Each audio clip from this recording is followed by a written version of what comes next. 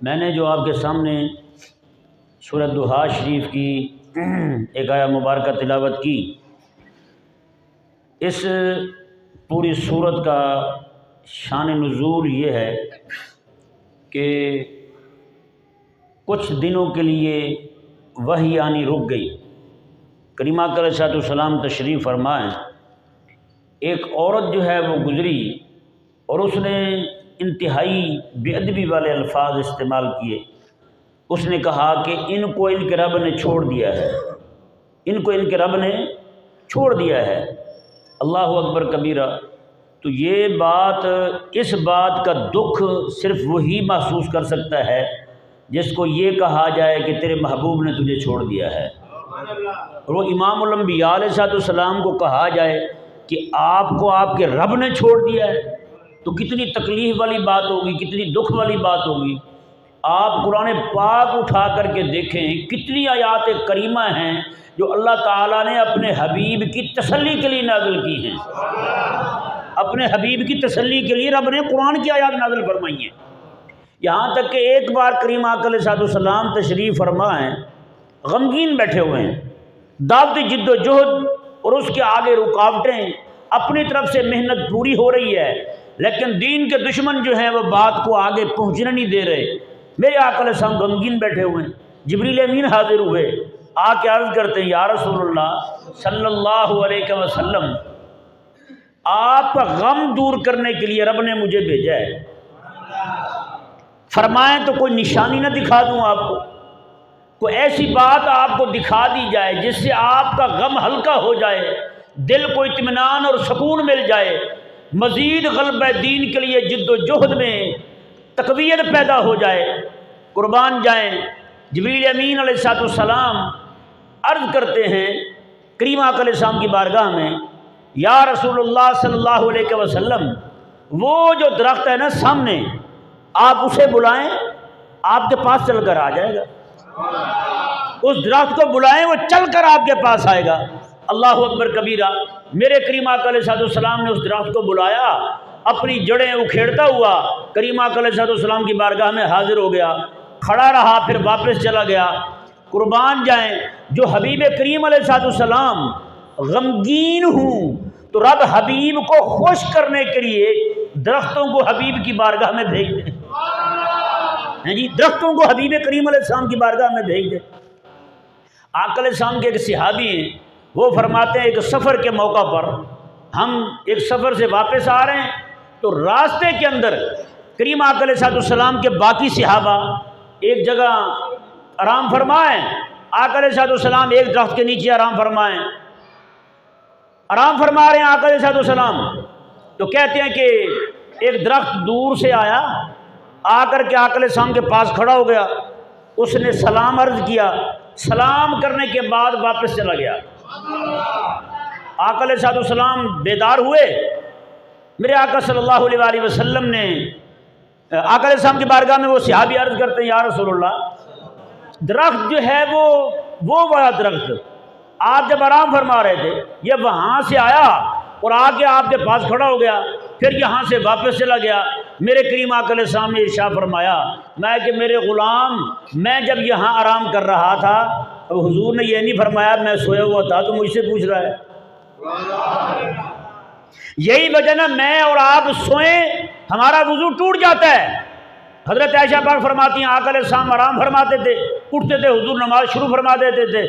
میں نے پوچھا ایک دن آقا علیہ السلام سے، یا رسول اللہ، آپ آرام فرماتے ہیں، اٹھتے نماز شروع کر دیتے ہیں، قربان جائیں، آپ فرماتی ہیں کہ میرے کریم آقا علیہ السلام نے ارشاد فرمایا، عائشہ، توجہ ہٹنے سے بندے کا وضو ٹوٹتا ہے، میں سویا بھی ہوں تو مجھے رب کی وحی کا انتظار رہتا ہے، میری تو توجہ ادھر ہی رہتی ہے۔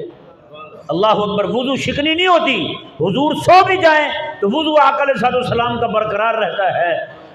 وہ آقا علیہ السلام کے غلام کہتے ہیں، آقا علیہ السلام نے فرمایا، میں جب یہاں لیٹا ہوا تھا نا، اس درخت نے رب کی بارگاہ میں عرض کی، استاذنت ربہا، رب سے اجازت مانگنے لگا، مولا تیرا یار آیا ہوا ہے، اجازت دے تو سلام نہ کروں، سلام نہ کروں تیرے یار کو۔ قربان جائیں، امام الانبیاء علیہ السلام ہیں، سارے نبیوں کے امام ہیں، مسجد اقصی میں سارے نبی حضور کے پیچھے کھڑے ہوئے ہیں، آپ نماز پڑھیں جناب حضرت کے پیچھے، آپ نماز پڑھیں حضرت کے پیچھے، آپ پڑھیں نماز شاہ صاحب کے پیچھے، یہ کہیں پیچھے اس امام کے۔ وہ یار جس نبی کے پیچھے کھڑے ہو کے سارے نبی کہیں پیچھے اس امام کے، کیا شان ہوگی یار میرے کریم آقا علیہ السلام کی۔ آقا علیہ السلام جی حضور نے فرمایا استاذنت ربہا لتسلم علیہ، اس نے رب سے اجازت مانگی، مولا اجازت دے تیرے حبیب کو سلام کر رہا ہوں۔ میرے آقا علیہ السلام نے فرمایا یہ سلام کرنے حاضر ہوا تھا، سلام کر کے یہاں سے واپس چلا گیا ہے۔ اندازہ لگائیں، میں بخاری شریف میں حدیث پاک ہے، میرے آقا علیہ السلام نے فرمایا کہ میرے اعلان نبوت سے بھی پہلے، میرے اعلان نبوت سے بھی پہلے ایک پتھر تھا مکے کے اندر کعبہ مشرفہ کے ساتھ لگا ہوا تھا، وہ مجھ پر درود و سلام بھیجتا تھا۔ حضور فرماتے ہیں عارفہ الان، اس پتھر کو میں آج بھی جانتا ہوں، اس پتھر کو آج بھی جانتا ہوں، آج بھی اس کی پوری معرفت ہے مجھے۔ وہ کون سا پتھر تھا جو میری ذات پر درود بھیجا کرتا تھا؟ آقا علیہ السلام کے صحابہ فرماتے ہیں بعض روایات میں یہ الفاظ ہیں کہ وہ السلام علیکہ یا رسول اللہ پڑھتے تھے۔ سیرت حلبیہ میں امام نور الدین رحمہ اللہ آپ فرماتے ہیں کہ آقا علیہ السلام ایک جگہ تشریف فرما ہیں، وہاں درخت پتھر جو بھی شے آقا علیہ السلام کے سامنے آتی وہ پڑھتے تھے الصلاۃ والسلام علیکہ یا رسول اللہ، یہ پڑھا کرتے تھے۔ ہاں جی اندازہ لگائیں، میرے آقا علیہ السلام غمگین ہوئے، خاتون نے یہ بات کر دی جو میرے آقا علیہ السلام کی طبیعت مبارکہ پر بڑی گران گزری، بڑی پریشانی لاحق ہوئی۔ رب تبارک و تعالی نے اب جواب دینا تھا اس عورت کو جس نے بے ادبی والے الفاظ بولے تھے، اور رب تبارک و تعالی نے حبیب علیہ السلام کو تسلی بھی دینی تھی۔ رب تعالی نے یہ نہیں فرمایا کہ محبوب پیارے ہم نے نہیں چھوڑا آپ کو، نہ، بلکہ کلام شروع کہاں سے کیا؟ رب تعالی نے فرمایا والضحیٰ، والضحیٰ، حبیب پیارے تیرے رخ والضحیٰ کی قسم ہے، واللیل، اور تیری زلف واللیل کی قسم ہے۔ یہ دو قسمیں ارشاد فرما کے رب تعالیٰ نے فرمایا ما ودعک ربک وما قلی، محبوب پیارے تیرے رب نے نہیں چھوڑا، نہ ہی ناراض ہوا ہے تم سے، تیرے رب نے نہیں چھوڑا تجھے، اور نہ ہی تیرے رب تجھ سے ناراض ہوا ہے۔ قربان جائیں یار، بات کرنی تھی اتنی، اطلاع دینی تھی حبیب کریم علیہ السلام کو کہ تیرے رب نے تجھے چھوڑا نہیں ہے، لیکن رب تبارک و تعالیٰ نے پہلے محبوب کی عظمت اور شان بیان یوں فرمائی کہ حضور کے چہرے کا بھی حسن بیان فرما دیا، میرے آقا علیہ السلام کی زلفوں کا بھی حسن بیان فرما دیا۔ ضحیٰ صبح کے وقت کو کہتے ہیں، لیل رات کے وقت کو کہتے ہیں۔ کریم آقا علیہ السلام کے چہرہ مبارکہ کو رب تبارک و تعالی نے صبح کا وقت قرار دیا، اور آقا علیہ السلام کی زلفوں کو رات کے ساتھ تشبیہ دی۔ یہ علم معانی بیان جاننے والے جو ہیں وہ سمجھ سکتے ہیں کیسی تشبیہ دی خلاق کائنات نے۔ امام سیوطی رحمہ اللہ نے بات یہ ختم کر دی تو کہتے ہیں کہ اللہ تبارک و تعالی نے حضور علیہ السلام کے چہرہ مبارکہ کو تشبیہ دی صبح کے وقت کے ساتھ، اور زلفوں کو تشبیہ دی رات کے وقت کے ساتھ، تو کہتے ہیں وجہ اس کی یہ ہے، رب یہ فرماتا ہے محبوب پیارے جب زلفیں تیرے چہرے پہ ہوتی ہیں رات ہو جاتی ہے، جب زلفیں تیرے چہرے سے ہٹتی ہیں دن ہو جاتا ہے۔ جی اللہ اکبر۔ حضرت خواجہ معین الدین چشتی میری رحمہ اللہ جی چھٹی شریف آپ کی جی ابھی تو چل رہی ہے نا جی، مغرب تک ہے نا، لیکن ہم تو ایک دن کے قائل نہیں ہیں نا، ہم تو بزرگوں کے دن منانے کے پورا سال قائل ہیں، ہے یا نہیں؟ اللہ آپ فرماتے ہیں زمانہ در خیال لیلۃ القدر، آپ مطلب زمانہ جو ہے نا یعنی لوگ جو ہیں یہ لیلۃ القدر ڈھونڈتے پھرتے ہیں، لیلۃ القدر ڈھونڈ رہے ہیں لوگ، لیلۃ القدر کب ہوگی؟ فرماتے ہیں کو مجھ سے پوچھے اوے حسن او معین الدین تو بتا لیلۃ القدر کب ہے؟ لیلۃ القدر کا حسن ڈھونڈنے والوں، عبادت کے لیے جگہ ڈھونڈنے والوں، عبادت کے مقام ڈھونڈنے والوں، عبادت کے لیے اوقات ڈھونڈنے والوں، زمانہ در خیال لیلۃ القدر۔ وہ کہتے ہیں میں کہتا ہوں حسن در بندگی سوئے محمد، ماتے مجھ سے پوچھو تو دیکھو کائنات والوں سنو، حسن کو دیکھنا چاہتا ہے تو وہ حسن رب تبارک و تعالی نے میرے حبیب کی زلفوں پہ ختم فرما دیا، حسن وہی پہ ختم۔ اب اندازہ لگائیں گے وہ حبیب کریم صلی اللہ علیہ وسلم حضور کے صحابہ فرماتے ہیں آقا علیہ الصلوۃ والسلام ایسے دیوار کے سامنے کھڑے ہوتے تھے، دیوار چمک جاتی تھی، آنے والا بندہ اپنا منہ دیوار میں دیکھ لیتا تھا، آنے والا بندہ اپنا منہ دیوار میں دیکھ لیتا تھا۔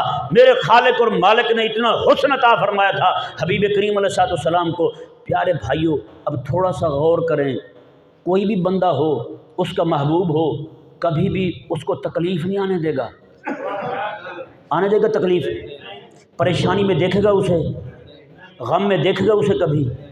بتائیں یار، میرے آقا علیہ الصلوۃ والسلام صرف انسانوں کے نہیں، صرف فرشتوں کے نہیں، صرف نبیوں کے نہیں، رب کے بھی محبوب ہیں۔ رب کے محبوب ہو کر کے، محبوب الہ ہو کر کے، ہیں جی، پھر آقا علیہ الصلوۃ والسلام رب کے دین کے لیے اتنی قربانیاں دیں۔ اکیلا حضور کا طائف کا سفر پڑھ لیں، آپ کو سمجھ آ جائے گی کہ میرے آقا علیہ الصلوۃ والسلام جو ہیں، آپ کو اتنے انہوں نے پتھر مارے کہ کریم آقا علیہ الصلوۃ والسلام کا خون بہا، حضور کے نالین خون سے تر ہو گئے، پنڈلیاں مبارکہ تک خون سے تر ہو گئیں، تہبند مبارکہ خون سے تر ہو گیا، یہاں تک کہ اللہ اکبر کبیرہ میرے آقا علیہ الصلوۃ والسلام بیٹھتے ہیں تو وہ لوگ جو ہیں پھر کھڑا کر دیتے ہیں آقا علیہ الصلوۃ والسلام کو، چلاتے ہیں آقا علیہ الصلوۃ والسلام کو، پھر پتھر مارتے ہیں، اس طرح کر کے وہ اتنی تکلیف دے رہے ہیں، آقا علیہ السلام کو اذیت دے رہے ہیں۔ اس سفر میں آقا علیہ الصلوۃ والسلام پر ایسی کیفیت طاری ہوئی کہ آقا علیہ السلام زمین پر تشریف لے آئے۔ رب کے محبوب ہیں۔ بتائیں آج میں بھی غور کروں، آپ بھی غور کریں، رب تعالیٰ کے دین کے لیے کبھی مجھے بھی پتھر پڑیں تو یہ امت جو ہے یہ اتنی لاڈلی ہو گئی ہے، اتنی پیاری ہو گئی ہے، میں تو رسول اللہ کا امتی ہوں جی، میں تو محبوب کا محبوب امتی ہوں، مجھے کیا پرواہ؟ نہ بھائی، جب رب تعالیٰ کے محبوب ہو کر کے، کل کائنات کے محبوب ہو کر کے، نبیوں کے امام ہو کر کے، ان پر یہ لازم ہے حالات جیسے بھی ہوں رب تعالیٰ کے دین کے غلبے کے لیے کام کرنا ہے۔ تو کیا میری ذمہ داری صرف یہ ہے کہ میں جناب شادی کر لوں، میرے بچے ہو جائیں، ان کی شادیاں کروا دوں، بیاہ کروا دوں، پوتے ہو جائیں، پوتیاں ہو جائیں، ان کی شادیاں دیکھ لوں، بس دنیا سے جناب ایسے چلا جاؤں؟ بیکار قسم کا۔ یہ صرف امام پر لازم نہیں ہے، صرف عالم پر لازم نہیں ہے کہ وہ آقا علیہ الصلوۃ والسلام کے دین کے غلبے کا کام کرے، ہر ایک پر لازم ہے کہ وہ آقا علیہ الصلوۃ والسلام کے دین کے اعلاء کے لیے، دین کی بلندی کے لیے، دین کی اشاعت کے لیے، دین کی ترویج کے لیے وہ اپنے آپ کو میدان میں رکھے اور ہمہ وقت میدان میں رکھے۔ میں سچی کہہ رہا ہوں، ہم صرف یہ باتیں کر کے نعرے لگا کے چھوٹ نہیں سکتے۔ ہمارے نزدیک کئی سارے لوگ ہمارے ہیں جن کے نزدیک صرف جو نا بزرگوں کے دن منا لینا وہی پورا دین ہے۔ نہ بھائی نہ، صرف بزرگوں کے دن منانے سے جان چھوٹتی نہ، تو آقا علیہ الصلوۃ والسلام کے صحابہ کرام علیہ مردوان کو نہ احد جانے کی ضرورت تھی، نہ بدر جانے کی ضرورت تھی، نہ ہی جناب تبوک جانے کی ضرورت تھی، نہ ہی جناب اپنی ہر شے قربان کر کے رب تبارک و تعالیٰ کی بارگاہ میں ان کو کھڑے ہونے کی ضرورت تھی۔ وہ بھی صرف دن مناتے بزرگوں کے، کبھی کسی یوسف علیہ السلام کا دن منا لیتے، کبھی نوح علیہ السلام کا دن منا لیتے، کبھی موسیٰ علیہ السلام کا دن منا لیتے، کام پورا ہو جاتا۔ آج بھی تو 11ویں نکالتے ہیں نا ہم کہ موسیٰ علیہ السلام جس دن دریا سے باہر نکلے تھے، فرعون غرق ہوا تھا، دن 10واں رات 11ویں تھی، 11ویں نکل آئی، تو یہ 11ویں ان کو سمجھ کیوں نہیں آئی؟ وہ بھی صرف 11ویں پر ہی رہتے، آگے نہ آتے۔ آج کتنی ہماری قوم ہے جو صرف بزرگوں کے دن منانے کو ہی پورا دین سمجھے ہوئے ہے۔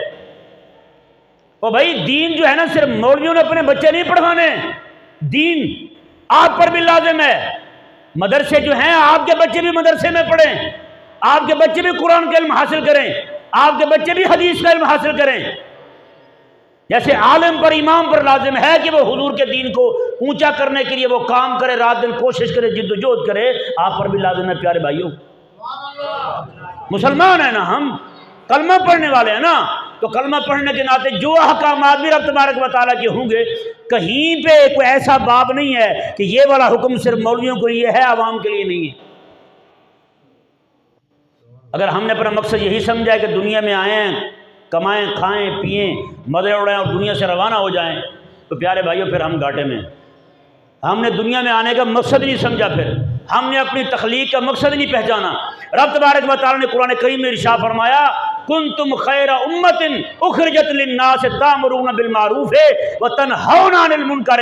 رب تعالی نے فرمایا تم ساری امتوں سے بہتر ہو۔ کیوں کہ تم سب جو ہو تمہیں نکالا ہی اس لیے گیا ہے، تم دنیا میں لائے ہی اس لیے گئے ہو کہ تم لوگوں کو نیکی کا حکم کرو اور برائی سے منع کرو۔ آج آپ کے سامنے کتنے گناہ ہو رہے ہیں جی؟ سب سے بڑا گناہ تو وہ یہ ہے کہ کفر کی حکومت قائم ہے، اسلام کی حکومت کہیں نہیں دکھ رہی۔ تو بتائیں اتنا بڑا یعنی بے دینوں کی حکومت قائم ہے نا، مسلمانوں کی اسلام کی حکومت تو کہیں نہیں ہے پوری دنیا کے اندر۔ تو ہم پر تو لازم ہے اسلامی حکومت کے قیام کے لیے زور لگانا۔ تو ہم نے کتنا زور لگایا بتائیں؟ اسلامی حکومت کے قیام کے لیے زور لگانا ہم پر لازم ہے۔ یہ کب کریں گے؟ جب ہم اسلامی نظام کو پڑھیں گے۔ اسلامی نظام کو پڑھیں گے، اس کی افادیت، اس کی اہمیت اور اس کے مقابلے میں جتنے بھی جمہوری نظام ہیں یا باقی نظام ہیں ان کا باطل ہونا، ان نظاموں کا ظالم ہونا، ان نظاموں کا پوری دنیا کے اندر برپریت بپا کرنے والا ہونا جب تک ہم پر آشکار نہیں ہوگا تب تک ہم اسلام کی حکومت کے لیے کھڑے نہیں ہو سکتے بھائی۔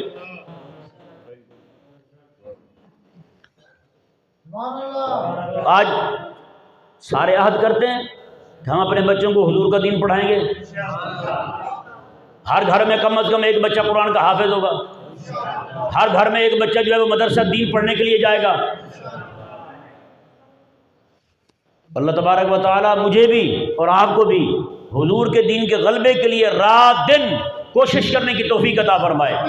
تو بھائی وہ حبیب کریم علیہ السلام، اللہ تبارک و تعالی نے ہم کو اس لیے نہیں بھیجا دنیا میں کہ جناب بس ہم نعتیں پڑھتے رہیں، پیسے اکٹھے کریں اور غائب ہو جائیں، 4 نمازیں پڑھیں اور غائب ہو جائیں، یا ہفتے بعد جمعے کی نماز پڑھیں اور غائب ہو جائیں، یا سال کے بعد عید کی نماز پڑھیں اور غائب ہو جائیں۔ نہ بھائیو نہ، ہم سے اسلام کا مطالبہ پتہ کیا ہے؟ حضرت بلال رضی اللہ تعالیٰ عنہ مکہ مکرمہ میں ہیں تو آپ تکلیفیں اٹھا رہے ہیں، مدینہ منورہ میں آئے ہیں، آقا علیہ السلام کی مسجد میں اذانیں بھی پڑھتے ہیں۔ جب میدان جہاد سے، اچھا مزے کی بات دیکھیں، مدینہ منورہ میں حی علی الصلاۃ کہتے ہیں، کیا کہتے ہیں؟ حی علی الصلاۃ کہتے ہیں۔ مدینہ منورہ میں حی علی الفلاح کہتے ہیں، لیکن جہاں کہیں سے آواز کان میں آتی ہے حی علی الجہاد، حی علی الجہاد، جیسے یہ والی آواز کان میں آتی ہے تو سارا کو چھوڑ کے جہاد پر روانہ ہو جاتے ہیں۔ میرے آقا علیہ السلام کا وصال شریف ہوا، حضرت بلال رضی اللہ تعالیٰ عنہ جو ہیں، آپ میں اب ہمت نہیں رہی کہ حضور ہیں نہیں، اشہد ان محمد رسول اللہ جب پڑھتے تھے تو ساتھ حضور کو دیکھتے بھی تھے۔ کہ میں پڑھوں گا حضور نظر نہیں آئیں گے تو کیسے رہوں گا یہاں، مدینہ ہی چھوڑ دیا، مدینہ سے چلے گئے ملک شام، وہاں جا کر کے گھر میں بیٹھے نہیں ہیں، وہاں بھی جناب جیسے پتہ چلتا فلاں جگہ آقا علیہ السلام کے دین کے مجاہد پہنچے ہوئے ہیں جہاد کے لیے تو وہ جہاد کے لیے وہاں پہنچ جاتے تھے۔ بتائیں کریم آقا صلی اللہ علیہ وسلم کے غلام حضرت ابو ایوب انصاری رضی اللہ تعالیٰ عنہ، آپ وفات ہو گئی، دنیا سے رخصت ہو گئے، میدان جہاد میں ہیں، قسطنطنیہ والی جنگ میں حضرت ابو ایوب انصاری رضی اللہ تعالیٰ عنہ شریک ہیں۔ لوگ واپس آ جاتے ہیں، حملہ کرتے ہیں، فتح نہیں ہوتا، واپس آ جاتے ہیں۔ حضرت ابو ایوب فرمانے لگے کہ یار دیکھو میں واپس نہیں جاتا، کیونکہ حضور نے اس کے لیے بڑی عظیم خوشخبری سنائی ہے۔ حضور نے فرمایا جو بندہ اس میں شرکت کرے گا اس جنگ میں وہ جنت میں جائے گا۔ حضور کو دیکھ کے جنت تو پا چکے تھے، میرے آقا علیہ السلام نے فرمایا تھا نا، میں کہ جس نے مجھے دیکھ لیا ہے جہنم کی آگ اس پہ حرام ہو گئی ہے، اور حضور نے مر رہا نہیں، میں جس نے میرے دیکھنے والے کو دیکھا اس پہ بھی جہنم کی آگ حرام ہو گئی ہے۔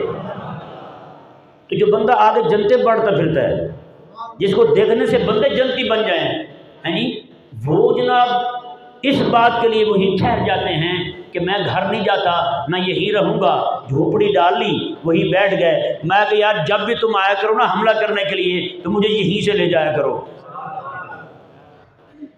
بیمار ہوئے تھے، آپ کا وصال ہو گیا، وصال ہونے سے پہلے آپ نے یہ وصیت کی، فرمایا کہ میں فوت بھی ہو جاؤں نا پھر بھی مجھے اٹھا کر کے اپنے ساتھ سواری پہ رکھنا، مجھے ساتھ لے جانا، جب تم قلعہ فتح کر لو اس قلعے کی جڑ کے اندر مجھے دفن کرنا، میں چاہتا ہوں قیامت والے دن میرا اٹھنا جو ہے وہ بھی اسی قلعے کی جڑ سے ہو۔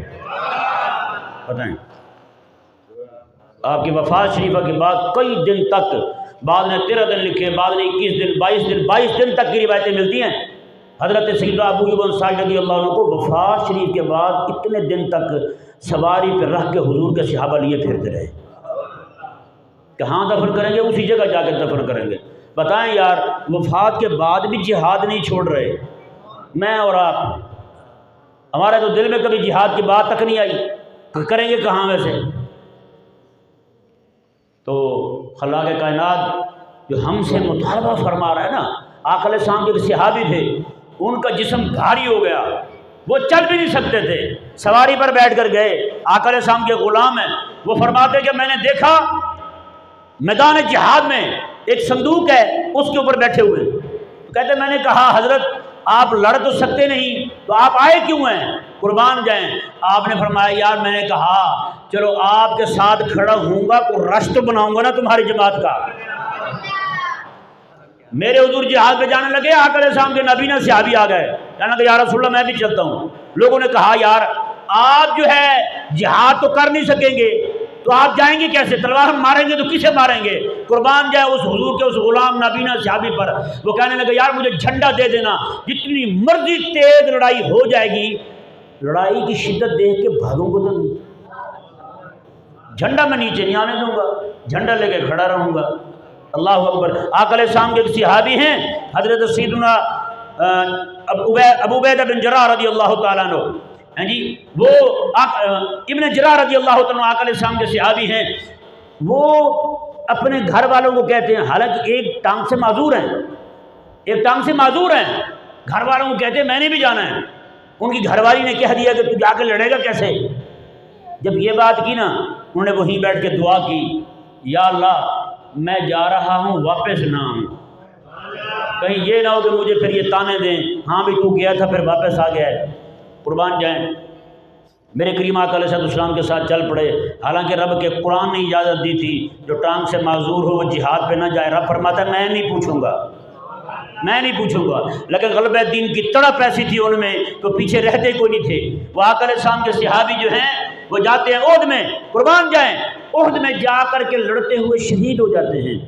ان کی گھر والی کو پتہ چلا وہ شہید ہو گئے ہیں، انہوں نے جا کے چاہا کہ ان کا اونٹ جو ہے وہ گھر لے آئیں۔ اونٹ ان کا احد سے پرے جاتا تھا، مدینے نہیں آتا تھا، اونٹ ان کا آگے جاتا ہے پیچھے نہیں آتا۔ حضور کی بارگاہ میں حاضر ہوں یا رسول اللہ، یہ اونٹ جو ہے یہ آگے جاتا ہے پیچھے نہیں آتا، کیا وجہ ہے؟ میرے آقا علیہ السلام نے فرمایا جب آپ کے شوہر گھر سے روانہ ہونے لگے تھے تو انہوں نے کیا کہا تھا؟ انہوں نے کہا یا رسول اللہ یہ دعا کی تھی، یا اللہ میں جا رہا ہوں واپس نہ ہوں۔ میرے آقا علیہ السلام میں تو اونٹ کہاں تھا؟ انہوں نے کہا یا رسول اللہ یہ بھی ساتھ ہی کھڑا تھا۔ میرے آقا علیہ السلام نے جب مالک واپس نہیں آیا تو یہ واپس کیسے جائے گا؟ یار غلبہ دین کی بات ہے تو اونٹ واپس نہ جائے۔ اس نے کہا جہاد کے لیے لے جانا تو آگے لے جاؤ، مجھے واپس نہیں جانا میں نے۔ وہ اونٹ غلبہ دین کی بات ہے، اونٹ مدینے نہیں آ رہا، اونٹ مدینے نہیں آ رہا۔ کہا کہ میرا مالک جو ہے اس نے کہا تھا، رب کی بارگاہ میں دعا کی تھی مولا میں واپس نہ آؤں، ہاں جی میرا مالک جو ہے یہیں سے جنت چلا گیا ہے تو اب میں بھی واپس نہیں جاؤں گا، میں بھی اللہ تبارک و تعالیٰ کی راہ میں قربان ہو جاؤں گا۔ تو بھائیو مجھے اور آپ پر لازم ہے کہ ہم حضور کے دین کے غلبے کے لیے کوشش کریں، ہاں جی ہم میں سے ہر ایک بندہ، میں سچی کہہ رہا ہوں، مسئول ہے ہم میں سے ہر ایک بندہ۔ یہ نہیں کہ ہم جان چھڑا سکتے جی ہم تو روٹی کماتے تھے، مزدوری کرتے تھے، ہم تو بھی دکان چلاتے تھے، اپنا کاروبار دیکھتے تھے، نہ نہ نہ، یہ سارے کام حضور کے صحابہ بھی کرتے تھے، حضور کے صحابہ بھی یہ سارے کام کرتے تھے، لیکن اس کے باوجود میدان جہاد سے بھی پیچھے نہیں ہوتے تھے۔ اللہ تبارک و تعالی ہم سب کو آقا علیہ السلام کے دین کے غلبے کے لیے ہمیشہ جد و جہد کرتے رہنے کی توفیق عطا فرمائے۔ وما علی الا البلاغ۔